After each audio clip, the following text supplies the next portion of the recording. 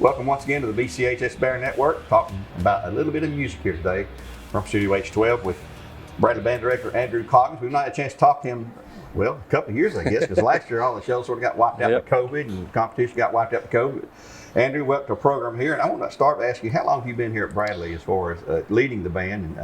This is my 10th year as a band director here. So I was assistant band director for a few years, and then this is my 6th year as the head band director here. Did you attend Bradley High School here? I did not, but it's always a funny story. I grew up, my dad was the band director here for 21 years, and so I grew up my whole life saying I'm going to be in the band at Bradley, and then all of a sudden he went to work somewhere else, and so I tell kids, well, when I get in the car in the morning, that's where it went. You know, so went to that other school. Yeah.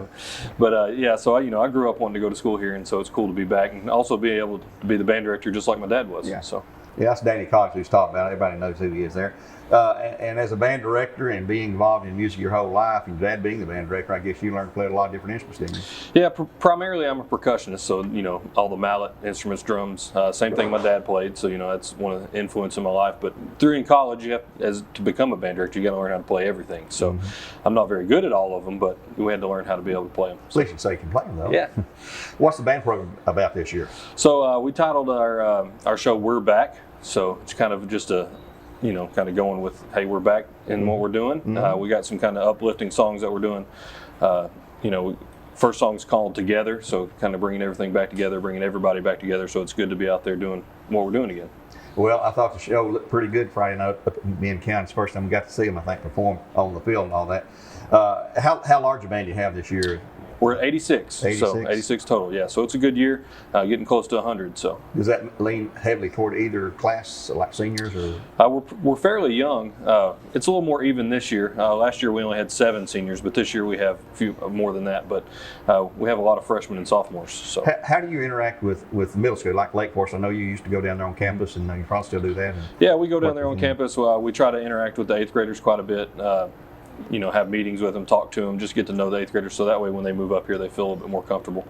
The game before fall break, I think it's the Bearden game, we're going to actually hopefully have 8th grade night, so we'll bring the 8th grade band students up here with us so they can play with us in the stands and stuff like that. So kind of give them a taste of what it's like on Friday nights, because it's a cool experience for band kids to be able to perform in front of thousands of people. So to give them a little bit of taste of what that's like. Well, I hope to have a big crowd here that night there.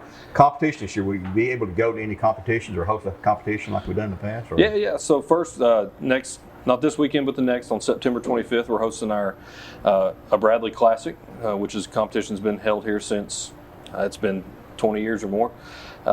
It's been way longer than that, since I think the late 70s. There's been a competition here at Bradley. So we're hosting that on the 25th. We got several bands from that surrounding area, Chattanooga, a couple from North Georgia, Knoxville, all around.